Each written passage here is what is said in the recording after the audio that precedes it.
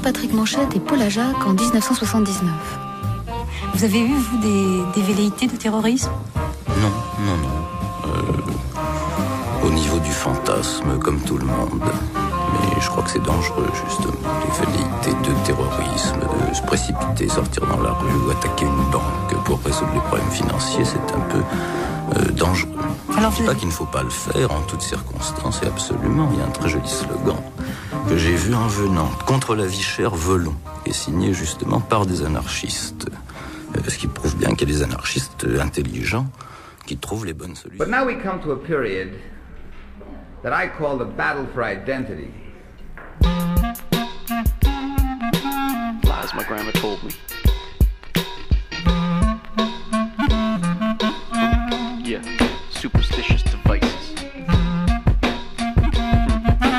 Lies my grandma told me. What?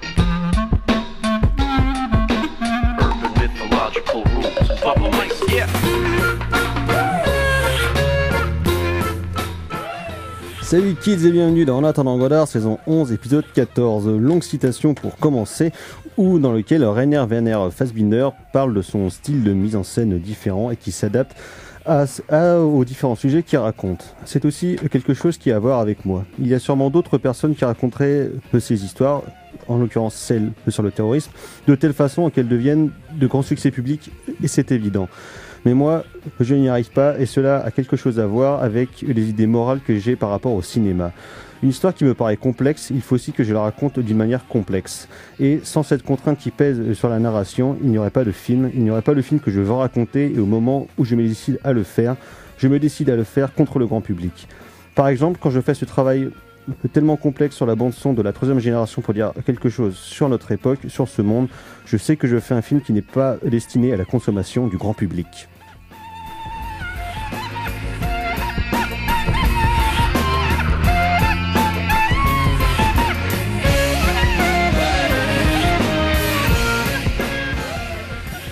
Eh oui, vous êtes bien dans En attendant Godard, l'émission de cinéma Quel est mieux que les autres, et donc citation de Rainer Werner Fassbinder qui parle de sa mise en scène pour le cinéma, car cette semaine donc c'est la deuxième partie de notre rétrospective consacrée au fabuleux cinéma donc de Rainer Werner Fassbinder, le meilleur cinéaste de tous les temps. Et donc, pour parler de ce jeu programme autour de cette table, nos plus grands spécialistes sur la RFA, il y a bien évidemment le docteur Erwan. Bonsoir docteur. Bonsoir. Il y a carrément Fleuret. Bonsoir Thibaut. Salut Thomas, salut à tous. J'en profite pour faire un petit big up à Polo et à tous ses copains de Combourg. Bravo la jeunesse, continuez comme ça. À bloquer vos lycées. Il y a aussi donc de retour de mai 68 et de retour dans cette émission, il y a Jean-Pierre. Bonsoir Jean-Pierre. De mai 73, bonsoir. À la présentation, n'importe quoi, à la technique de cette émission, bien évidemment, il y a le Sémi en Gal. Bonsoir Gal. Guten Tag. Carla, donc, notre autre ami des forces de l'Axe, l'Italien en l'occurrence, ne peut... C'est élégant. ne peut pas être présente ce soir et elle s'en excuse. Mais donc, comme je disais, Thibaut va se calmer. Donc, nous allons continuer à parler du fabuleux cinéma de Rainer Werner Fassbinder en abordant cette fois, on va dire, la deuxième partie de sa filmographie, même si c'est une notion complexe à aborder, la gestion de la filmographie importante et intense de Rainer Werner Fassbinder, car on le rappelle, c'est une vingtaine de films pour le cinéma, autant pour la télé, autant de pièces de théâtre et deux séries, dont une qui fait 13 heures, dont on parlera tout à l'heure, Berlin Alexanderplatz. Et donc on s'était arrêté la semaine dernière en 1978, où à l'époque il avait déjà donc fait 15 films et 15 séries, enfin 15 films et 15 téléfilms, et là on va donc en 1978, Rainer Werner Fassbinder, enfin les gars, fin des années 70, il commence à avoir un certain succès public, et donc il a accès à des budgets plus importants, et avec notamment donc des fonds venant de l'étranger, que ce soit de France, d'autres pays européens, voire quelques fonds américains. Et donc là, il va en profiter pour avoir accès à des castings internationaux, et il va commencer à tourner en anglais avec donc en 1978 Despair, un film dont on avait déjà parlé ici lorsqu'il avait été réédité en DVD collector par Carlotta il y a 5 ou 6 ans je crois déjà. Donc il y a un film qui met en scène Dirk Bogarde, donc grand acteur de l'âge moderne hollywoodien, grand acteur anglais, et qui, moi, je vois assez une certaine forme de similitude avec le dernier long métrage qu'il mettra en scène, parce que pas de bol, après il est mort. Donc il s'appelait Querelle, parce que donc les deux films sont des adaptations littéraires. Disper, en l'occurrence, c'est une adaptation de Vladimir Nabokov, et Querelle de Jean Genet, donc Querelle de Brest. Et les deux films, je trouve, partagent pas mal de similitudes, notamment car ils plongent dans la psyché et le fantasme de ces différents personnages. En l'occurrence, le personnage de Disper, enfin le personnage principal, donc qui est interprété par Dirk Bogarde, qui est un genre de riche bourgeois on va plonger dans son fantasme et dans ses psychés et dans sa folie. Et je sais que Jean-Pierre, ici, tu aimes beaucoup le film, donc on va revenir sur Disper et sur Querelle, et après on plongera dans le reste de sa filmographie, notamment un pendant plus directement politique, mais je pense que c'est une bonne manière d'aborder cette partie de la filmographie de Fassbinder, donc on va dire la partie grosse thune de sa carrière. Oui, écoute, Disper, qu'est-ce que je peux en dire? Oui, on voit tout de suite Disper ou bien Querelle, parce que j'ai mis en relation de manière un peu artificielle. Alors, mais peut-être rappeler de quoi parle Disper, quand même, Oui. de dire à quel moment ça se passe en 1929 déjà, donc c'est son premier film d'époque. Et puis c'est une histoire qui a l'air assez bête comme ça sur le papier, parce que c'est l'histoire d'un fabricant de chocolat qui se persuade qui rencontre un gars et qui se persuade que ce gars-là est son double, son sosie exact. Alors que nous, à l'écran, on voit et moi franchement ça m'a troublé, parce que dès la première minute je me suis dit et il y a des moments où j'ai même regardé bien l'autre acteur pour me dire mais est-ce que c'est pas Dirk Bogarde qui est maquillé et non il se ressemble pas, mais il est persuadé et il a toute une espèce de plan en fait pour se faire enlever. Voilà. Il fomente une espèce d'intrigue de polar finalement assez classique, quoi, de substitution d'identité, pour échapper à sa vie. J'ai plus trop l'intrigue en tête, je vous avouerai, donc je vais pas être. Il n'y a pas trop de raison dans mon souvenir. Moi, dans mon souvenir, il n'y a pas une raison explicite pour laquelle il veut faire ce truc-là. Non, mais ce qui est justement, il n'y a pas une raison explicite, et ce qui est d'autant plus fascinant, pour moi, justement, pour moi, il y a une raison, mais qui n'est pas dite. Mais il y a une raison. C'est que la raison, c'est qu'il est juif. Ah oui. Quand on est en 1929, que les nazis tournent autour et qu'ils commencent à sentir le truc mal tourné, et qu'à mon avis, c'est une des raisons. Je sais pas comment toi tu vois ça, Thomas. Mais pour moi, la judéité du personnage qui n'est jamais évoquée, enfin en tout cas qui n'est jamais évoqué explicitement, pour moi c'est le truc, parce qu'il y a une espèce de truc sur la parano, par rapport au nazisme en fait. Dans la première partie du film où il voit des scènes autour de lui, on voit les nazis qui commencent à occuper la rue, en fait, à occuper l'espace, avec une espèce de travail sur le son. On voit les croix gammées qui peu à peu commencent à investir l'espace public, et ce qui participe de sa paranoïa, parce que dans toute cette partie de sa filmographie, Fassbinder, qui donc a accès à beaucoup plus de moyens et donc peut faire des films d'époque sur toute une période qu'il travaille énormément, qui est donc l'avant et l'après, et puis l'après-nazisme. Donc on va dire toute la montée du nazisme qu'on voit dans Disper et qu'on voit dans Lily Marlène, qui est un long-métrage de 1981, je crois, où pareil, on suivait une chanteuse d'opérette qui, avec son compositeur juif, vont donc créer cette chanson qui deviendra célèbre, notamment interprétée par Marlène Dietrich, donc Lily Marlène, et on voit cette montée du nazisme et cette toute puissante esthétique du fascisme et puis du nazisme notamment, qui va prendre place, et c'est aussi ce genre de fantasme populaire qu'on voit dans Disper, mais par un juif qui de fait devient ultra paranoïaque en voyant. Donc c'est pas moi qui hallucine, le personnage est bien juif au départ. Dans mon souvenir, au départ, à la fin aussi. À la fin aussi, mais que c'est cette raison-là qu'il se dit il faut que je disparaisse, quoi. Donc à mon avis, avec tout un commentaire sur justement l'histoire de disparition, quoi, justement il faut qu'il tue son autre lui pour pouvoir disparaître à son tour et ne pas être.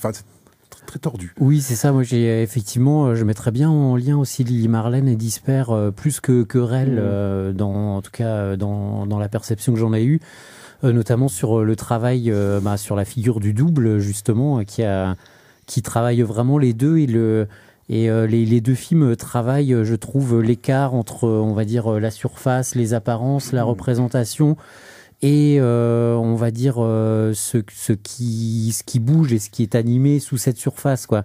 Mais pas forcément la contradiction, mais vraiment l'écart, j'ai envie de dire, là où il y a de l'humain, justement, et où Lily Marlène aussi, pour le dire grossièrement, où c'est une lente progression, entre autres, vers la fêlure de toute l'imagerie nazie qui commence vraiment à vaciller, même à trébucher. On le voit à la fin du film, il y a une image très belle quand justement le personnage de Willy trébuche pour son dernier concert, qui est aussi le plus fastueux. Et voilà, quand le régime et la guerre sont en train de se péter la gueule. Et dans Disper, avec cette image effectivement du double. Il ne veut être qu'une espèce de surface, le personnage qui croit pouvoir faire disparaître en fait. Et c'est notamment l'occasion, on va dire aussi stylistiquement, dans ce film-là, dans Disper, d'un gros travail sur les jeux de miroir. Dans l'appartement notamment. Voilà, dans l'appartement notamment, où il s'en donne à cœur joie. Toutes les scènes avec Andrea Ferréol qui joue sa exactement. compagne. Où il s'en donne à cœur joie, qui est une figure aussi de style, on va dire, vraiment très récurrent de son cinéma et dû notamment à sa collaboration avec Michael Bolos, mais on en parlera peut-être plus tard. C'est clair que c'est un cinéma. Moi, encore une fois, j'ai pas tout vu, mais plus j'en vois, plus je me dis à quel point c'est un cinéaste de couloir, quoi. Et c'est un cinéaste de cage de verre. Oui, et c'est marrant aussi, on peut faire un lien justement entre Disper il y a cette espèce de cage de verre, en fait, d'espèce de bureau central où se trouve la secrétaire, et Dirk Bogarde n'arrête pas de tourner autour comme ça, on le voit toujours à travers des fenêtres. Exactement. Et ça prolonge complètement ce qu'il y avait déjà dans les films. Dans Roulette chinoise, il y avait Roulette chinoise, voilà. Et là, ça me vient, mais outre Bogard, effectivement, ce jeu de miroir, de couloir, comme tu dis, peut-être créer du lien avec un cinéaste comme Lauzet aussi, d'ailleurs. Il y a une espèce de parenthèse là-dedans. Effectivement, il y a un petit côté... un faux côté. Il y a un faux côté Monsieur Klein, je trouve, dans ce film-là. Le film de Lauzet. Cette espèce, avec cette espèce de où la judéité est un hors-champ, en fait, mais qui est tout le temps là, en fait. Et comme le nazisme, d'ailleurs, je me pose la question, est-ce qu'il a fait parce que moi, comme j'ai pas tout vu, est-ce qu'il y a des films qui se passent pendant l'occupation, pendant la guerre, pendant 39-45? Ah oui, Lily Marlène, déjà. À part Lily Marlène, ouais. C'est le seul, parce qu'en fait, moi, j'ai l'impression que il parle toujours d'avant ou d'après, quoi, des causes ou des conséquences, quoi. Oui, on va revenir après, justement, sur sa trilogie de la RFA. Mais là, je voulais justement, vu qu'on parle de Lily Marlène, donc citer une critique d'époque, donc de notre ami Jean-Patrick Manchette, ça ne vous étonnera pas, sur lequel je pense qu'on pourra discuter. Donc, il dit dans les diverses tours de chant, il saute aux yeux qu'un contenu minuscule, donc en l'occurrence la chanson titre, est enchâssé dans une forme de plus en plus monumentale. Les escaliers sont de plus en plus grands, les tentures de plus en plus lourdes, les dorures de plus en plus abondantes, les croix gammées de plus en plus grosses, les toilettes de plus en plus vaporeuses, et ainsi de suite. Déjà à ce niveau, entre guillemets, l'on pourrait supposer que le metteur en scène jette en passant un jugement aphoristique sur le nazisme. Point exactement de la merde dans un bas de soie, mais du minable dans du colossal. De plus, le cinéma, en tant qu'il est le grand art de ce siècle, est le lieu privilégié de l'enchâssement du minable dans le colossal. Si les films de 2000 et tout le reste de Hollywood et tout le reste de ce qui a été dans la dépendance de Hollywood ne sont pas essentiellement l'enchâssement du minable dans le colossal, je suis, moi, le pape.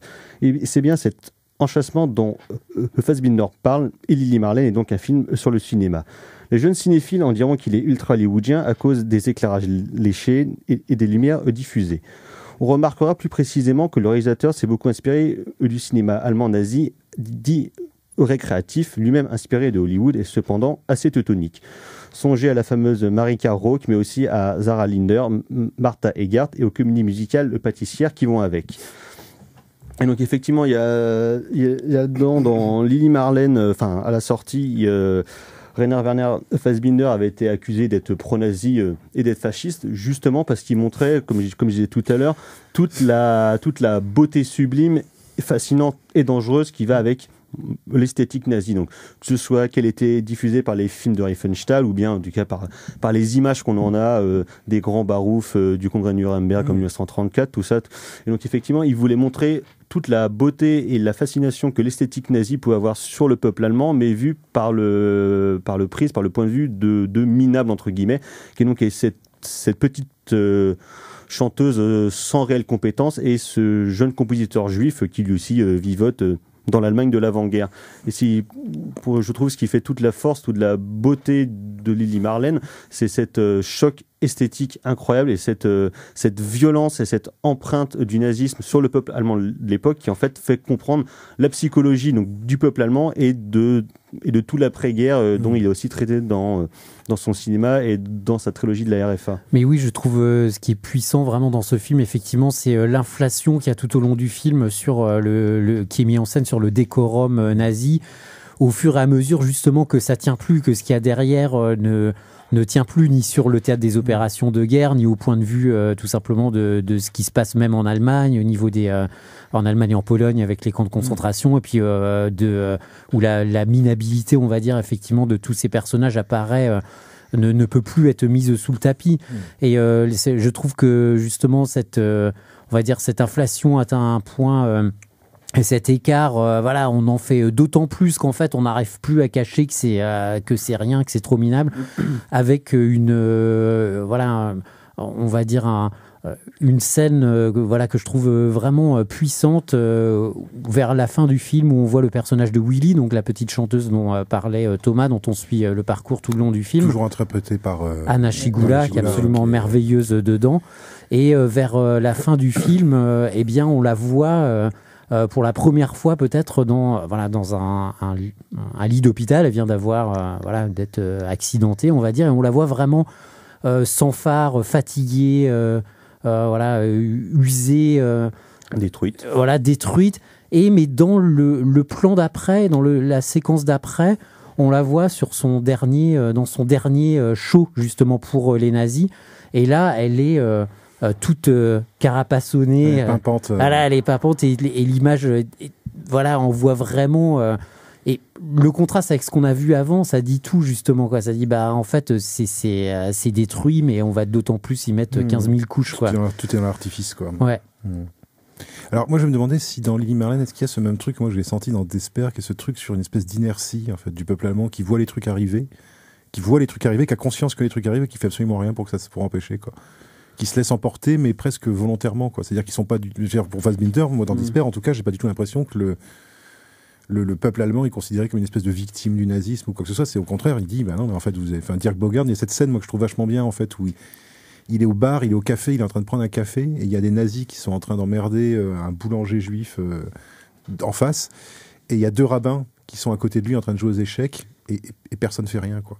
Et en fait ça passe entre les regards de Dirk Bogarde qui regarde les nazis, qui regarde les rabbins, en fait, comme s'il était en train d'envisager ce qui va se passer, en fait, et qu'il en a conscience, et pour autant, après il se lève, il boit son café, il va mettre une lettre à la poste, et il a un moment d'hésitation au moment où il met la lettre dans la poste, au moment où il a la lettre dans la boîte, tu vois, ce sens de sentiment, de truc par rapport à l'inertie. Alors je sais pas s'il y a ça dans Lili Marlène, ce sentiment-là. Il y a un peu de ça, mais en même temps c'est plus compliqué parce que vu qu'on s'attache au point de vue de ces 2 personnages qui se laissent embarquer à la fois par leur histoire personnelle et par la grande histoire de l'Allemagne, finalement eux c'est plus presque par opportunisme et par instinct de survie qui vont plonger là-dedans. Ouais, donc c'est encore différent, quoi. Ouais. Et puis on rejoint dans les 2 films, Despair ou Lili Marlène, il y a quelque chose qui relève aussi vachement de l'ordre de la citation que tu citais en début d'émission, c'est-à-dire il y a une complexité qui est mise en scène et vraiment qui est celle de ces personnages, en fait, tout simplement ces 2 êtres humains dans cette période-là, en fait. Et donc oui, il y a un tableau de fond sur lequel il peut prendre aussi position. Notamment, c'est très beau la façon dont il prend, j'ai envie de dire, peut-être que je l'ai mal perçu, mais le parti des soldats allemands qui sont sur le front, en fait. Qui écoutent la chanson, c'est ça. Qui passe. Systématiquement, en fait, l'état-major veut leur dire, mais non, écoutez des chansons qui foutent la patate, tout ça. Puis eux, en fait, ils en reviennent. Ce qui les habite vraiment, c'est la mélancolie de cette chanson, Lili Marlène. L'âme romantique allemande, quoi, quelque part, quoi. Et ils sont trop... Parce que ça rappelle le pays, Lili Marlène. C'est vraiment ça, pour les Allemands. C'est-à-dire que nous, on n'a pas conscience à quel point c'est une chanson qui est hyper importante, quoi. C'est comme Charles Trenet, quoi, chez nous, quoi. C'est vraiment c'est l'Allemagne, mais dans l'inconscient collectif, ça représente la maison, quoi. C'est l'Allemagne en tant que foyer, quoi. Que foyer à la fois culturel et que foyer effectivement de se retrouver près du feu avec Lili Marlène qui passe sur un phonographe, quoi. C'est vraiment ce sentiment-là, quoi. Et Fassbinder, dans ces films-là, donc comme on va y venir sur ce qu'il a appelé après la trilogie allemande ou la trilogie de la RFA, il s'intéresse donc à la perte de la mémoire du fascisme et du nazisme, quasiment direct. C'est même pire que ça, c'est du déni. Du déni. Il fait 3 films. Il fait Le mariage de Maria Braun en 79. Il fait Lola, une femme allemande en 81 et Le secret de Véronique Voss en 1982. Donc 3 films qui se déroulent à la toute fin de la Seconde Guerre et pendant les années de la reconstruction de la RFA avant la construction du mur de Berlin, où en fait les 3 personnages principaux de ces films sont des symboles de l'Allemagne, notamment dans Le mariage de Maria Braun. Donc c'est une femme qui se marie avec un Allemand que on pense être mort pendant la guerre. Finalement, elle va parvenir à survivre en se mettant, on va dire, à la bonne avec un soldat américain, grâce à qui elle va avoir divers avantages. Et finalement, après, elle va partir avec un industriel français, grâce à qui elle va pouvoir avoir une aisance de vie beaucoup plus facile, pendant qu'en fait le mari n'est pas mort, mais il est parti en prison pour un meurtre qu'elle avait commis. Et donc finalement, c'est toutes ces différentes facettes de l'Allemagne qui se reconstruit, qui a dû fricoter avec les Américains, puis avec les Français, avec les Anglais. Ouais, qui couche avec l'occupant, quoi. Voilà, qui couche avec l'occupant pour réussir à survivre, jusqu'à cette destinée tragique, justement, qui fait que... N'en disons pas trop. Non, mais qui donc toute la mémoire de ce qui s'est passé avant, finalement, est effacée quand on voit la possibilité d'un retour avec la force qu'on a connue avant, quoi. Et qui est un truc qui pourtant arrive assez rapidement, parce que donc c'est des films qui se déroulent dans les 10 années qui ont suivi la fin de la guerre, quoi. Et il y a aussi du coup dans Véronica Voss qui est un genre de boulevard du crépuscule, qui suit une ancienne gloire du cinéma allemand qui est tombée dans l'addiction aux drogues, à moitié dans la folie, et c'est un journaliste qui tombe amoureux d'elle, qui tombe amoureux de son image, qui va essayer justement de la faire ressurgir, alors qu'elle continue à s'empêtrer là-dedans. Une histoire d'amour d'ailleurs qui m'a pas mal surpris, parce que c'est une histoire d'amour que je trouve très pudique. Et qui est vraiment un truc de fascination cinéphilique, quoi. Il n'y a pas du tout ce côté... Ouais, c'est un fantasme cinéphilique, un fantasme du mélo, ouais, et du grand cinéma allemand. Parce que même le générique, il y a plein de transitions de plus ou moins bon goût, avec des volets de toutes sortes. C'est presque comme Star Wars, hein. Il y a toutes les sortes de volets possibles et faisables dans le cinéma à l'époque. Dont certaines sont pas très jolies, mais c'est assez intéressant. Puis le générique aussi, qui est très années 5, enfin qui est très années 30. Et c'est un film assez surprenant, parce que c'est un film qui est très... C'est un film qui est en noir et blanc, alors que déjà depuis longtemps il était passé à la couleur. Et puis c'est un film qui est vraiment... je trouve qu'il y a une espèce de... Moi j'ai beaucoup aimé le personnage du journaliste sportif. J'ai trouvé que c'est un personnage justement très pudique. Il a un regard sur lui qui est pas du tout ce regard sexualisé, en fait, qui porte sur les hommes dans d'autres films. Je trouve, même si cet acteur-là, pour autant que je sache, c'est le même acteur qui joue dans Despair. Non, c'est pas Clausewitz. C'est le même acteur qui joue dans je l'ai vu ailleurs. Il a dû jouer avec lui plusieurs fois. Ouais, parce qu'il me dit quelque chose, mais je mélange encore un peu, je m'en mêle un peu les pinceaux. Il était plus en second rôle. Ouais. Et il est très bien. Il est très très bien, cet acteur. Il est très très bien. Et elle est très bien aussi, quoi. Elle est vraiment très très bien aussi en gonzesse que t'as envie de claquer, et qui en même temps est pathétique, et qui est triste, qui vide son espèce de gloire, qui a travaillé pendant le nazisme, qui arrive plus à trouver de boulot, tout le monde la prend pour une conne. Enfin voilà, il y a puis il y a une espèce de complot, il y a une espèce d'histoire moitié Hitchcockienne, en fait, derrière, parce qu'il y a une espèce de complot presque à la soupçon, un truc à la soupçon, une clinique neurologique mystérieuse, et qui le fait du coup revenir à une question qui traverse dans son cinéma sur les questions du rapport de force et le rapport entre le dominant et puis les dominés. Donc on en revient du coup à la question de la métaphore du fascisme, mais là-dedans c'est montré de manière quasiment littérale, où une doctoresse justement maintient sous sa coupe le personnage de Véronica Voss, car elle est addicte à l'opium, elle est aux opiacés de manière générale, quoi. Et c'est un truc qui traverse son cinéma, y compris quand il bosse à la télé après, enfin avant et après, quand il fait notamment je pense qu'on peut partir sur la question des genres qu'il a investis et des genres populaires, parce que la semaine dernière j'évoquais le fait que dans divers entretiens, Fassbinder voulait créer ce qu'il appelait le Hollywood de l'Allemagne, et donc pour lui, ce qu'il voulait, c'est faire des films vraiment populaires, mais du coup, pouvoir investir les genres les plus populaires, pouvoir les subvertir de l'intérieur et mettre à l'intérieur les messages politiques qu'il voulait. Il y a notamment donc la science-fiction avec Le Monde sur le film, qui est un long téléfilm de 3 heures qu'il a fait, qu'il a réalisé en 73, et sa très longue série, Berlin Alexanderplatz en 1980, qui est une série de 13 heures. En fait, il disait qu'est-ce qui marche le mieux en Allemagne en ce moment, c'est les grandes sagas familiales. Donc du coup, moi, je vais faire ça. Je vais adapter un roman connu qui avait déjà été adapté dans les années 30 sous la forme d'un film de 2h30. Et donc là, je vais en faire par contre une adaptation intégrale d'une saga familiale sur 13 heures, avec tout son casting d'habitués, avec une forme absolument magnifique. Qui c'est qui a écrit déjà Berlin Alexanderplatz ? Je ne sais plus. J'ai regardé ça hier, j'ai oublié de le noter. Je te pose une colle, je suis désolé. Mais c'est pas un mec qui s'appelle Doblin? Si, un truc comme ça, un nom de Bosch, quoi. Et donc, c'est vrai que ce qu'il fait dans Berlin Alexanderplatz, c'est très différent de ce qu'il peut faire dans Le Monde sur le film, et c'est la même chose, c'est investir des genres très codifiés, dans lequel il va mettre une perversité, presque intrinsèque à son cinéma. Et je sais que Le Monde sur le film, quand je l'avais découvert, c'est assez estomacant, parce que c'est un vrai film de SF, mais genre de low sci-fi parce qu'il n'a pas les moyens non plus de faire des trucs visuellement ambitieux, mais c'est en termes en mode Fahrenheit 451, quoi. Ouais, mais c'est en termes narratifs où par contre c'est extrêmement ambitieux et ça a été extrêmement pépon dans les années qui ont suivi, notamment par les frères Wachowski quand ils ont fait les Matrix. Mais c'est un thème et une histoire qui correspond totalement à son style de mise en scène aussi, le jeu qu'on évoquait tout à l'heure sur les miroirs et la théâtralité du décor. Voilà, parce que en gros le film met en scène un personnage qui ne cesse de passer du monde réel au monde virtuel, en finissant par investir de plus en plus celui-là avec voilà. Donc ça rappelle déjà Matrix et ça le rappelle de façon d'autant plus... Et le cobaye.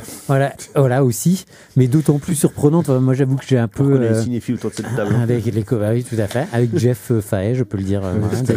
Vu au cinéma en 92. Absolument. Mais qui est Il n'y a pas de quoi de fier. Mais justement, ces multiples passages correspondent très bien à son style de mise en scène aussi. Il n'a pas besoin d'effets spéciaux puisqu'il joue déjà, même dans ses autres films, sur la mise en scène avec on va dire un dualisme constant, apparence double, mise à distance, séparation par le décor. Voilà, c'est ça. Donc en fait, c'est parfait pour lui cette thématique-là. Et juste petit détail savoureux, justement pour ceux qui ont vu Matrix, comme c'était mon cas, le personnage passe du monde virtuel au monde réel. En investissant une cabine téléphonique et en retéléphonant au monde réel, ce qui lui permet de... Donc il fait à la fois Doctor Who et Matrix, quoi. Voilà, c'est pas mal. Ouais, c'est pas mal. Je l'ai pas vu, alors moi celui-là, encore le monde sur le fil, ça fait partie de ceux qu'il faut que je regarde. Ah ouais, c'est... Parce que Fassbinder qui fait de la SF... Oui, c'est pas un genre qu'il a. C'est un peu comme Dreyer qui fait du porno, quand même. Je serais curieux de voir quand même. Non, il est fou le film, il est super. Il est super. Et donc voilà, sur cette belle assertion, on va faire une pause justement. On parle de Lily Marlene, on va écouter la chanson titre.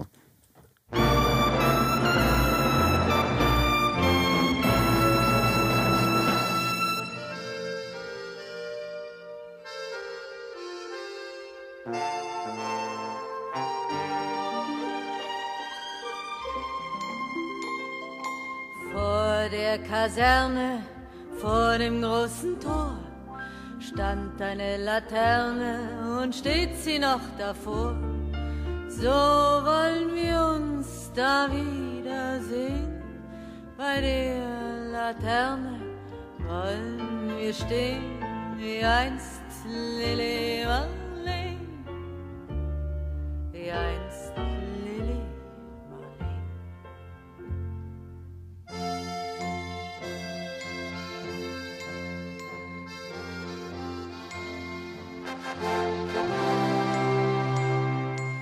Unsere beiden Schatten sahen wie einer aus.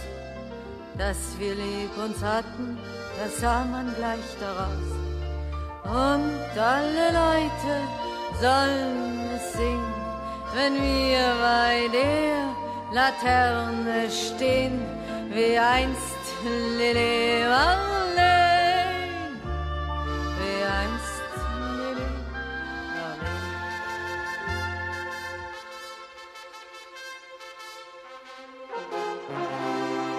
Schon rief der Posten, sie blasen Zapfenstreich. Es kann 3 Tage kosten, Kamerad, ich komm ja gleich. Da sagten wir auf Wiedersehen, wie gerne möcht ich mit dir gehen, mit dir, Lili, mit dir.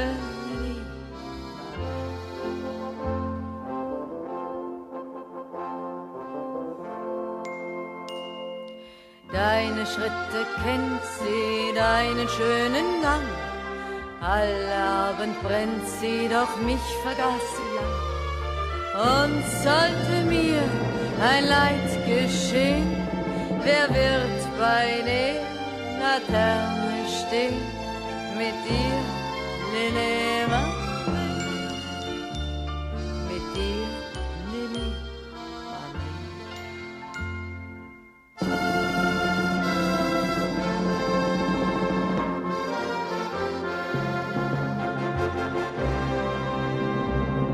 Aus dem stillen Raume, aus der Erde Grund, hebt mich wie im Traume dein verliebter Mund. Wenn sich die späten Nebel drehen, werd ich bei der Laterne stehen, wie einst Lili Marleen.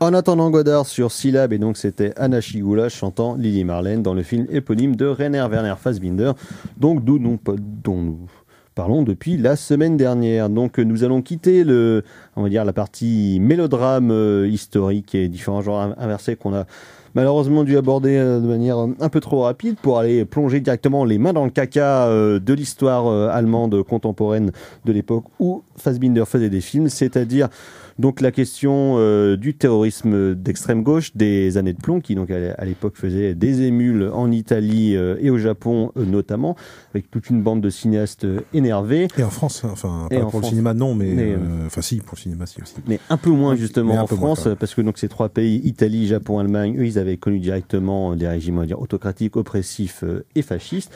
Et donc leur cinéma de l'époque le traduisait et Fassbinder aussi met les pieds dedans. En traitant notamment de la bande Baader-Meinhof et de leur succession, on va dire, puisqu'il avait croisé plusieurs fois leur route au fil de sa carrière, notamment dans le début de son travail quand il était au théâtre. Il avait fréquenté différents membres de la bande Baader-Meinhof qui notamment s'intéressaient à une de ses gonzesses. Donc il y a eu quelques tensions, il avait un peu peur parce que déjà les mecs commençaient un petit peu parce que c'était des apprentis, à faire parler d'eux. La bande à Baader, c'était une espèce d'apprentis cinéastes en fait. Ouais, c'était des gens donc on va dire issus de milieux quand même assez étudiants des beaux-arts, on va dire quoi. Ouais. Des gens en tout cas qui étaient très cultivés et qui se retrouvaient dans leurs manifestes, dans leurs différents manifestes, on va dire dans leur pensée théorique et leur pratique, on va dire, révolutionnaire. Et donc, directement sur ce sujet, il a réalisé 2 films. Il a réalisé le premier sketch, entre guillemets, d'un film qui s'appelle Allemagne en Automne, Deutschland im Herbst, en 1978, et La troisième génération, Die dritte Generation, en 1979, qui traite le pendant et l'après, donc de l'assassinat par l'État des membres capturés de la bande donc de Baader-Meinhof, de la fraction le suicide en prison. Voilà, le suicide, qui est justement quelque chose qui on va commencer justement par Allemagne en automne en 78, qui traite directement donc du supposé suicide collectif en prison des membres capturés de la bande Baader-Meinhof, dans lequel Fassbinder se met en scène avec sa mère et l'amant de sa mère à l'époque, ou un film qui est très très impudique, où donc Fassbinder parce que c'est beaucoup sur le zizi de Fassbinder quand même. Se met lui-même en scène. En fait, il apprend au téléphone donc que les membres capturés se seraient tués en prison, et s'ensuit donc une longue logorée sous coke et alcoolisée de Fassbinder, et après une confrontation avec sa mère donc et son petit ami qui eux sont carrément pro-fascistes justement, et ce qui donne vraiment une réaction à chaud, extrêmement sincère et très douloureuse de la part de Fassbinder, quelque chose qui est étonné qu'il les connaissait, qu'il était quand même on va dire assez partisan de leurs actions, en tout cas de leurs idées révolutionnaires, ce qui est quelque chose qu'il a extrêmement mal vécu sur la fin des illusions, on va dire, dans le sang et dans la violence de la bande Baader-Meinhof, quoi. Et donc c'est après quelque chose qui remettra en scène l'année d'après dans La troisième génération, donc on parle de la troisième génération, on va dire, de militants de la fraction armée rouge allemande. Et c'est un film, La troisième génération, qu'il a en partie voulu en réaction au film de Claude Chabrol, Nada, qui est un film qui date de 1974, qui est donc basé sur un bouquin de Manchette, justement, qui racontait en France un groupuscule d'extrême gauche, évidemment que c'est très bien, qui racontait donc un groupuscule d'extrême gauche qui kidnappait l'ambassadeur des États-Unis en France, et donc s'en suivait tout un imbroglio politique autour de ce fait-là, mais sur la récupération politique, où le chef du commando, Buenaventura Diaz, concluait que le terrorisme étatique et le terroriste d'extrême gauche ne sont que les deux mâchoires du même piège à con. Et Fassbinder, qui était un grand admirateur du cinéma de Claude Chabrol, avait été très marqué et très énervé, en tout cas, par le film de Chabrol, justement parce qu'il trouvait le film beaucoup trop cynique, et que Chabrol n'avait pas pris conscience de toute la désespérance qui s'était emparée de ces gens-là pour qu'ils puissent justement succomber à l'action directe et à un terrorisme, on va dire, meurtrier, quoi. Donc c'est quelque chose qu'il a mis extrêmement longtemps à diriger, pas le film de Chabrol, mais en tout cas les actions et la fin de la bande Baader-Meinhof, qu'il a justement voulu lui-même mettre en scène dans La Troisième Génération, qui est un film très étrange. On voit que c'est quelque chose d'un film extrêmement personnel, quelque chose qui est très comment dire, bouleversant pour lui, qui met en scène sur un mode assez étrange, parce que parfois ça vire à la comédie, ça pourra virer c'est assez étrange parce que justement le cynisme qu'il reproche à Nada, moi je trouve que c'est un film assez c'est plus un film désespéré. Par contre voilà, c'est une forme de cynisme, on va dire plus philosophique, on va dire, plutôt qu'une posture cynique, quoi. C'est plus un cynisme voilà, à l'ancienne, quoi, c'est-à-dire avec cette espèce de désespérance par rapport au monde qui est et bon, sans dévoiler la fin est très très surprenante. Et le film, d'une manière générale, est surprenant. Ouais, moi je me suis demandé, mais justement de quel côté de la barrière il se trouve, quoi. En fait, c'est assez intéressant justement de voir comment il en parle. En fait, tu disais qu'il reprochait à Chabrol d'être cynique, et en fait, dans La Troisième Génération, on sent qu'il y a de l'amour pour certains personnages, que Fassbinder de l'amour pour certains personnages, notamment les vrais déclassés, c'est-à-dire une héroïnomane et un chômeur, on va dire, longue durée. Mais sinon, t'as les autres, il met en fait, La Troisième Génération en fait met en scène un groupe d'amis bien insérés dans la société, des petits bourgeois qui sont profs, qui sont cultivés, disquaires, mais qui sont dans tous les cas dans les milieux lettrés, on va dire lettrés et cultivés. Et il les met en scène, ils font une espèce de squat, et puis ils vont essayer de monter une action un petit peu rocambolesque. Et en même temps, tu te dis, ces gens-là sont une espèce de clowns. Et t'as envie de les prendre aussi pour des connards. Littéralement des clowns en plus. Oui, c'est pas des clowns tristes non plus, mais il y a un petit peu côté comédie italienne méchante, un petit peu à la Scola, qui fait que le film, on sait pas trop sur ce que reprend quel en fait, plan sur quel pied en Alex fait, de l'Iglesia quand il fait Balade triste des trompettas en 2010, qui traite du franquisme, enfin la fin du franquisme en Espagne en 70-75. Autant de l'Iglesia aime ses personnages. Là, on peut se poser. Fassbinder aime toujours ses personnages, mais on peut se poser la question, est-ce qu'il aime vraiment ces personnages-là ? Sachant qu'en plus, la fin est très. C'est difficile de parler de ce film sans parler de la fin, sachant que ce film-là est. Ils sont pas très bien. Ouais, puis c'est douloureux, mais pour toi en tant que spectateur, c'est grinçant, quoi. Et pour toi en tant que quelle représentation d'un monde possible tu peux avoir, sachant que là, Fassbinder nous dit qu'en fait le monde possible que tu peux rêver, qu'on peut rêver. C'est-à-dire un monde un peu plus égalitaire, en fait, un monde où le capitalisme est passé à la casserole, en gros. Ben, ce monde-là, en fait, n'existe pas, parce que c'est un film où tout est vicié de l'intérieur. Donc et pour tout moi, est vicié à l'intérieur même du cadre. Pour moi, c'est un film assez visionnaire. Enfin, pas visionnaire, je pense que ça avait déjà été théorisé à l'époque, mais moi, c'est un film qui, je trouve, parle de quelque chose qui, pour moi, est totalement inscrit dans la société contemporaine, à savoir que la critique même du capitaliste fait partie du capitalisme. Est récupéré par le capitalisme, et la révolution devient une mode, et Che Guevara deviennent des clopes, et donc en fait rien n'est sérieux, puisque le capitalisme phagocyte toute forme de sincérité qui peut exister dans n'importe quel discours, quel qu'il soit, sur quelque sujet que ce soit. Donc que ce soit un discours révolutionnaire ou un discours fasciste, finalement le capitalisme fera toujours son beurre sur l'un et sur l'autre, quoi. Et c'est vrai que dans La Troisième Génération, c'est assez terrible, parce qu'il montre en fait le discours devient sinistre. Ouais, c'est même pas cynisme. Par la récupération. C'est même pas cynisme, c'est tout devient marchand, en fait. Tout devient une occasion de vendre quelque chose à quelqu'un, en fait.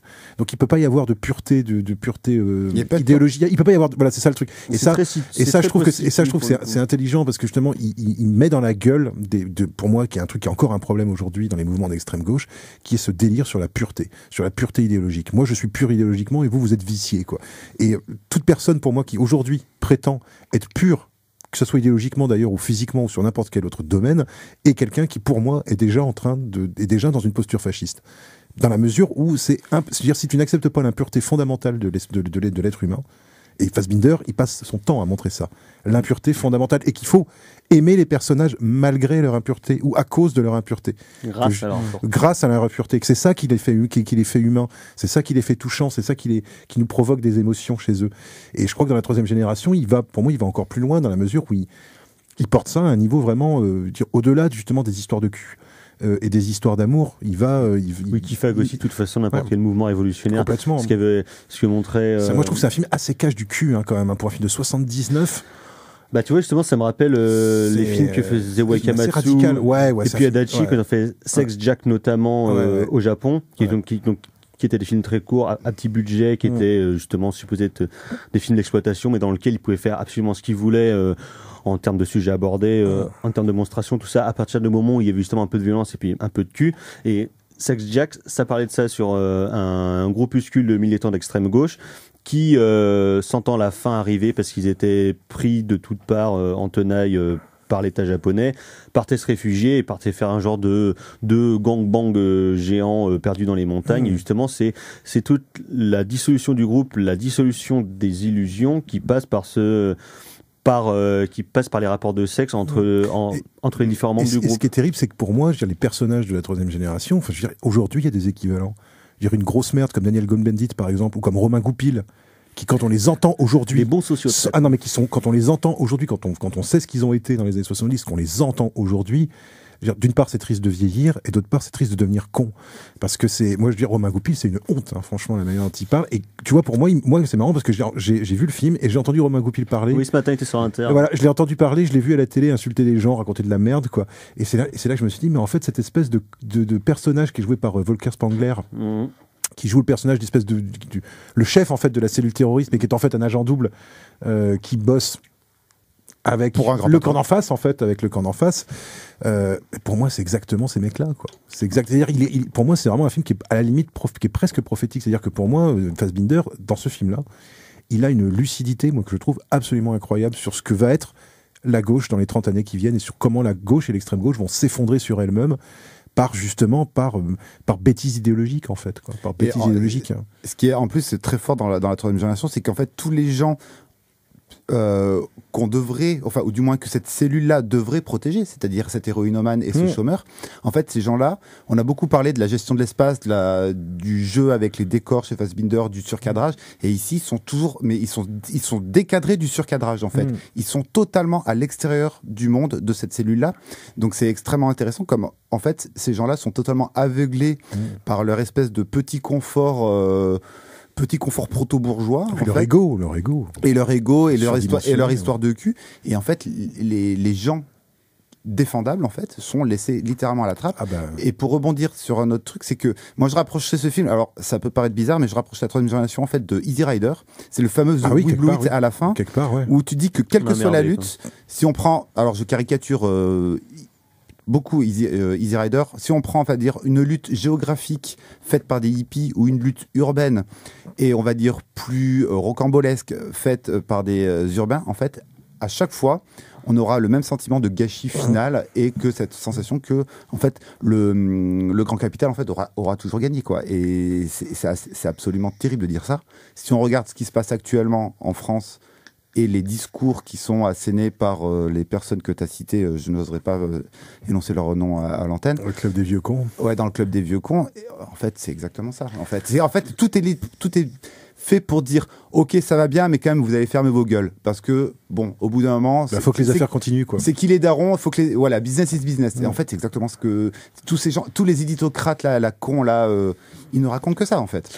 Mais c'est ce qui avait flingué et Fassbinder ne raconte que ça. Des penseurs révolutionnaires comme Debord quand il sort les commentaires sur la société du spectacle, ce que beaucoup lui avaient reproché d'être ultra aigri sur le devenir des cibles révolutionnaires, tout ça. Et pourtant, je trouve les commentaires pour le coup beaucoup plus forts que la société du spectacle, enfin le livre original, parce que justement c'est pas forcément de l'aigreur, c'est au contraire c'est une trop grande lucidité. Non, c'est un vrai désappointement. C'est-à-dire que pour moi, Fassbinder, c'est pas quand tu vois que le film sort 2 ans après Le Fond de l'Éré Rouge de Chris Markers, on est quand même justement dans cette période où il y a l'air d'avoir quand même quelques cinéastes qui tout d'un coup se rendent compte que c'est ces choses auxquelles on peut pas leur reprocher, on peut pas les soupçonner de pas avoir été sincères dans leurs opinions politiques et dans leur manière de voir le monde, quoi. Ni Fassbinder, ni Marker, ni Denis Hopper, etc., etc. Et en même temps, ils constatent leur propre idéalisme et l'échec de leur propre idéal, puisqu'en fait le truc c'est qu'évidemment il y a cette fameuse contradiction, mais qui est une contradiction que les gens d'extrême gauche n'arrivent pas à résoudre et qui est à mon avis insoluble, qui est que tu veux faire la révolution pour faire le bonheur de tout le monde, mais faire la révolution en faisant le bonheur de tout le monde, ça veut dire mettre des balles dans la nuque, quoi, au bout d'un moment, quoi. Voilà, c'est ça le problème, quoi. Tu peux pas faire la révolution avec des fleurs dans des fusils, justement, ça marche pas, ça n'a jamais marché, et donc, du coup faire la révolution ça veut dire faire du terrorisme. Et faire du terrorisme, ça veut dire devenir exactement ce que c'est ce qu'on tu combats, quoi. En fait, c'est ça le problème. C'est ce qu'on appelle du terrorisme parce que c'est considéré comme ça justement par les forces en présence, alors que c'est juste une réaction, on va dire, physiquement violente au mécanisme d'oppression mis en place par, façon, par les différents États. La résistance, c'est du terrorisme qui a eu raison. Hein. Il n'y a pas de mystère. C'est le terrorisme qui a gagné. Les résistants français, c'est des terroristes. Hein, ils posent des bombes, ils tuent des soldats allemands. Ils savent très bien qu'il y aura des représailles, ils le font quand même. Mais ce qui est terrible, si on veut revenir sur le film de la troisième génération, ce qui est terrible, c'est que le film a un potentiel émotionnel très limité. Et c'est très froid. Ouais. C'est un film sec, froid. Et quand il y a un peu d'émotion qui se passe, donc je reviens toujours à Hilde et Hans, c'est Hans le chômeur, et qui dit pourtant putain, j'ai fait des études, j'ai 3 ans d'études, comment j'arrive pas à trouver de boulot et compagnie. Et ils sont flingués d'une manière, mais alors... la toxico, son destin est terrible, quoi. C'est terrible. Le cynisme avec lequel c'est terminé, aucun niveau, et son amant, en fait... On le répond, mais non, n'y va pas, mais non, mais moi j'ai un potentiel émotionnel qu'il faut que j'exprime, et je vais l'exprimer, ça va durer 2 secondes, et pam, je vais me prendre une balle par les condés. C'est le seul moment émotionnel, et à la fin, il y a cette séquence finale absolument exceptionnelle, qui en gros, en plus, qui fait rapport avec la première séquence, enfin, espèce de miroir, espèce de miroir du monde. Tout ça, c'est du cinéma, quoi. Tout ça, c'est du cinéma. Voilà. Dans la troisième génération, il y a Tarkovsky qui est cité explicitement. Ouais. Et en fait, on peut se poser la question en fait de comment peut-on rapprocher Fassbinder de Tarkovsky aussi. Il a ici de Solaris, par exemple, mais sur quel est notre rapport au monde en fait. Les miroirs. Déjà pour commencer. Et voir un peu plus grand. Mais c'est soit les miroirs, soit les chevaux au ralenti. Hein, donc, il fait de l'esthétique, vous, monsieur. Donc. Mais voilà, en tout cas, c'est un film hyper complexe. C'est un film complexe aussi, mais qui montre. Qui n'est pas parler de. Ah non, par contre, c'est pas un film sympa. C'est pas sympa. L'éclatement des RZ, justement, parce que ça monte on parlait des, on va dire, affaires d'ego, affaires de cul, et les luttes de classe au sein même d'un mouvement qui se voudrait unitaire, égalitariste. Égalitariste. Et on en parle avec Thibaut avant l'émission. T'as une scène où justement il y a 2 persos qui seraient a priori un peu moins cultivés que les autres et qui justement veulent apprendre la théorie de la révolution et puis de l'anarchisme et qui donc sortent un ouvrage de Bakounine et du coup il y a 2 personnages beaucoup plus lettrés, beaucoup plus cultivés, beaucoup plus petits bourgeois qui se foutent dans leur gueule en disant mais non c'est pas pour toi quoi. C'est pas pour vous que vous êtes un peu la base du mouvement, des mecs un peu concons, mais c'est nous qui faisons la théorie, c'est nous qui avons le bagage intellectuel pour pouvoir mener à bien une révolution. C'est un discours qu'on peut entendre actuellement. C'est le discours du gouvernement actuel. Laissez-nous faire, laissez faire les professionnels. Voilà. Il met en scène cet écart aussi entre, on va dire, entre un savoir et une base dont Maman Custer s'en va au ciel. Je ne sais pas si vous l'avez vu. Alors, moi, je l'ai pas vu. Qui est super beau aussi. Qui a un titre à la Costa Rica. Oui. Alors, mais par contre, le continue pas du tout. Ou à la Coris Maki. Et il met en scène, effectivement, un personnage joué par une de ses actrices régulières, Brigitte Mira, et qui dont le mari. Je crois, tue quelqu'un à son usine et ensuite, il est un petit peu hissé comme un héros du prolétariat, on va dire ça comme ça. Et elle est récupérée par des mouvements politiques de gauche plus construits, élaborés, qui justement un petit peu, on va dire, tentent de l'éduquer, de la rallier à leur cause pour en faire une espèce de figure de proue en fait. Alors qu'elle, elle est perpétuellement d'un bout à l'autre du film dans une relation on va dire, d'amour et d'incompréhension face aux gestes de son mari. Il y a un écart qui est très très beau. Quoi. Une petite parenthèse mise à part, mais pour dire que qui remet en scène dans un autre jeu apparemment cet écart dont vous parlez dans ce film. Ce qu'il faut savoir pour la troisième génération, en fait, c'est qu'on a parlé du Fassbinder tuné, on va dire ça comme ça. En fait, il avait les producteurs et compagnie, son nom, tout va bien, son projet, ok, tout va bien. Et les producteurs ont reçu le synopsis, allez hop, il n'y a plus personne. Ouais, tu m'étonnes. Il faut préciser aussi peut-être... Donc il a vachement galéré à monter son film. On peut peut-être en dire un mot très rapidement, qu'il y a quand même il y a un truc comme sur la bande sonore qui va ensuite développer, donc je ne sais pas si vous voulez rebondir. Mais bon voilà, il y a une espèce... Alors moi c'est marrant, ça m'a fait penser, quand j'ai vu le film, en fait, ça m'a fait penser au titre d'un film d'un bouquin de Don DeLillo, qui s'appelle Bruit de fond. Et parce qu'il y a vraiment ce sentiment, le bruit de fond du capitalisme est tout le temps là, en fait. C'est-à-dire que les personnages vivent, s'aiment, se déchirent, parlent de politique, tout ça, mais ils sont jamais tranquilles, en fait. Ils sont jamais dans le silence pour parler. Il y a toujours la radio, il y a la télé, il y a la radio, la télé, sauf que les sources sont jamais montrées dans la troisième génération. Ça sera un peu moins le cas notamment dans Véronica Voss et apparemment dans Maria Brown aussi, où il y a ça. Mais cette idée qu'il y a, qu'il y a une espèce de bruit de fond d'actualité politique, et ça, pareil, moi je trouve que dans la troisième génération, c'est BFM TV en fait, quoi. Oui, et puis c'est hallucinant, quoi. C'est hallucinant comment ça prophétise l'info en continu, quoi, espèce de flot d'informations permanent, d'informations, tu vois, qui fait que tu n'écoutes même plus au bout d'un moment. Parce que soit ils l'écoutent pas, donc en fait, on les limite sur un cinéma expérimental, soit ils sont complètement captivés par la télé tels des putains de zombies. Et en fait, ça c'est une vraie démarche, c'est une vraie recherche, c'est un vrai parti pris courageux, parce que du coup, toi en tant que spectateur, ton oreille, du coup, t'as mal à l'oreille, vraiment. Et du coup, c'est surprenant la première fois. C'est vraiment. Le premier quart d'heure est bizarre. C'est hyper courageux de faire ça. Mais ce qui est intéressant, c'est que toi aussi, tu finis par t'habituer. C'est ça qui est terrible, quoi. C'est que tu te rends compte que tu finis par devenir les personnages et que ce bruit de fond d'actualité, d'infos, où tout est à égalité, en fait. D'autant plus que moi, la version que j'ai vue, c'est pas sous-titré. Moi non plus. Donc tu repères un nom de temps en temps, mais tu repères quand il y a des trucs sur le nazisme. T'as quand même t'as Deutschland über alles, tout ça. Bon voilà, donc t'as quand même. T'as un moment, t'as un chant nazi, t'as un moment, t'as un son d'hymne nazi. Alors je sais pas si c'est Deutschland über alles, mais c'est un truc pour moi qui dans mon esprit est associé au nazi, quoi. Et t'as des discours, je pense, qui doivent être des discours, à mon avis, nazis ou des discours des années 30. Parce que je pense que c'est vraiment mélangé avec des discours d'actualité. Il faudrait aller regarder plus loin quelles sont les sources. Mais il y a vraiment cette idée, de vraiment ce que dit Delio, quoi, cette espèce de bruit de fond qui a du capitalisme, qui est tout le temps là, et qui te vrille la tête, en fait, qui est une espèce de truc qui te tourne dans le crâne de manière permanente et qui finit finalement par te rendre con, quoi. Bruit de fond qui va être ensuite repris dans la séquence finale, où ils vont essayer de maquiller une espèce de fausse prise d'otage. Moi, je vais essayer d'en dire le moins possible. Mais où en fait, du coup, le bruit de fond pour eux, ce n'est rien. Mais pour toi, du coup, il t'aveugle, il te rend sourd. Enfin, du coup, il t'aveugle l'oreille, si je puis dire comme ça. Et en fait, c'est ce qu'ils font exactement à la fin. Il fait, attendez, on va aveugler l'oreille de tous ceux qui vont voir ça. On va en gros, les prendre pour des cons. Et au final, qui c'est qui aurait gagné ? Voilà. Ouais, non, mais moi, je trouve que c'est un film. Moi, j'avoue que j'ai été assez étonné parce que je m'attendais pas du tout à un film comme ça. Je m'attendais pas du tout à un film aussi très mine de rien dans les dimensions théâtrales et juste dans les trucs, les scènes à l'intérieur des appartements et tout ça, quoi. Et en même temps, je trouve hyper radical sans être pour autant justement d'avoir c'est ça justement. Et je vois bien ce qu'il dit par rapport à Chabrol, sans avoir ce côté ricanant. Enfin.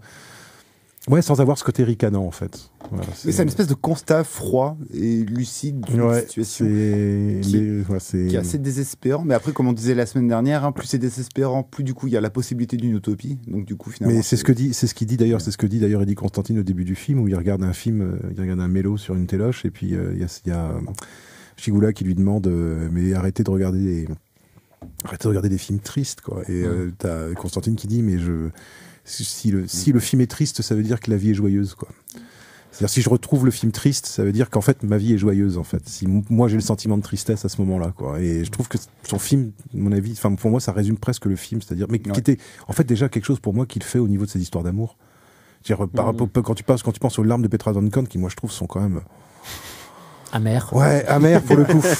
Et Véronica Voss, c'est quoi le titre en français déjà ? C'est L'honneur perdu de Véronica Voss. Le secret de Véronica Voss. Le secret de Véronica. Je sais pas pourquoi j'imagine L'honneur perdu de Véronica Voss. Des trucs très années 50, voilà. Et c'est vrai que voilà, ce constat en fait qu'il faisait en fait, peut-être avant tout sur les rapports humains dans la première partie de sa carrière, en tout cas j'ai l'impression. Il l'élargit en fait à tout en fait. Oui, parce qu'en plus dans la troisième génération, il y a des petites bribes en fait de ces rapports humains dans le travail sur le couple en fait, où il y a toujours ce rapport dominant-dominé. Hein, enfin, Bulogier avec son espèce de mafieux. Voilà, c'est le patriarcat clairement montré tel quel. Mais oui, voilà, il élargit, il va encore plus loin pour montrer que c'est plus possible. Carrément, et dans le passage, justement, dans la description des rapports de force et leur circulation un petit peu à l'image, oui, je voulais aussi évoquer, parce que pour moi, c'est... pour conclure, parce qu'on a un peu charré, vas-y, Jean-Pierre, t'inquiète. Je fais vite, c'est justement sa collaboration avec son chef opérateur, Michael Ballhaus, qui... justement avec lequel il s'est ingénié à mettre vraiment cette circulation en images, notamment par des longs plans séquences voire des plans à 360 degrés. Et juste pour signaler aussi, que Michael Ballhaus, après avoir travaillé avec Fassbinder, a été repéré par Hollywood et est devenu un collaborateur régulier de Martin Scorsese, dont il a aidé à justement imprimer cette patte. Donc, ce caractère hyper opératif. C'est pas lui qui est dans cette circulation de forme. Ouais. Dans les Goodfellas de Scorsese. Si, c'est ça. Ouais, si, dans pas mal de ses films, une bonne dizaine. Hein. Ouais, je crois que c'est dans les années 80, à partir de les années 80, je crois que c'est ça. Donc voilà, alors malheureusement, on doit s'arrêter là. Hein. On était un peu plus bordélique que la semaine dernière aujourd'hui, parce qu'on a commencé de manière un peu charrette. On n'a pas eu le temps, une fois de plus, de parler plus en profondeur donc de Querelle, qui est son dernier long métrage. Il faudra faire une saison entière sur Fassbinder. 44 films, ça va, normalement, on peut faire 44 émissions. Ah bah, sans problème. Hein. Donc voilà, évidemment, on vous encourage plus que fortement à découvrir et redécouvrir le fabuleux, le formidable cinéma de Rainer Werner Fassbinder. Et tous ces acteurs qui sont des acteurs dont moi j'avoue que je suis nul en nom allemand. J'ai vachement de mal à retenir les noms allemands. Donc à part Anna Schygulla, j'ai du mal à retenir le nom des autres et Volker Spengler. Tous les autres s'appellent Ali. Et tous les autres s'appellent Ali de toute façon. Donc j'ai un peu du mal avec les acteurs, mais par contre moi j'ai vraiment découvert des comédiens, des comédiennes quoi, vraiment, des grands acteurs. Voilà, merci messieurs pour cette participation. On passe au coup de cœur rapidement, Dr Erwan. Alors moi ça sera sans transition, ce sera la deuxième saison de Luke Cage, série Marvel qui sort sur Netflix parce que je préfère Marvel quand c'est à la télévision. C'est vachement mieux. Carrément Fleuret, mon cher Thibaut. On parlait de lutte toujours. Le documentaire produit par Boiler Room, donc Palestine Underground, sur la scène hip-hop et techno de Palestine. Ouais. C'est sur YouTube. C'est sur YouTube, sur la chaîne YouTube de Boiler Room. Alors une dernière partie un peu trop auto-promo Boiler, mais néanmoins des vraies découvertes, notamment Ramallah Underground avec des clips hyper léchés et putain ça dépote, ça pue la colère. Vive les smartphones. Ça pue la colère mais sinon voilà, on peut aussi également lutter par la musique. Il paraît qu'il y a du rap thaïlandais aussi qui fait tout un scandale paraît-il en Thaïlande. Mon cher Jean-Pierre. Donc voilà. Moi ce sera à l'occasion de la rétrospective Cinéma Tchèque à la Cinémathèque. Ce sera Les Petites Marguerites de Vera Chytalava, un film de 1966. Bizarre, précisons-le. Un film étrange, un film singulier. Et autre film singulier, donc moi je me suis relancé dans la série, donc le premier épisode de la saga des Baby Cart de Mizumi.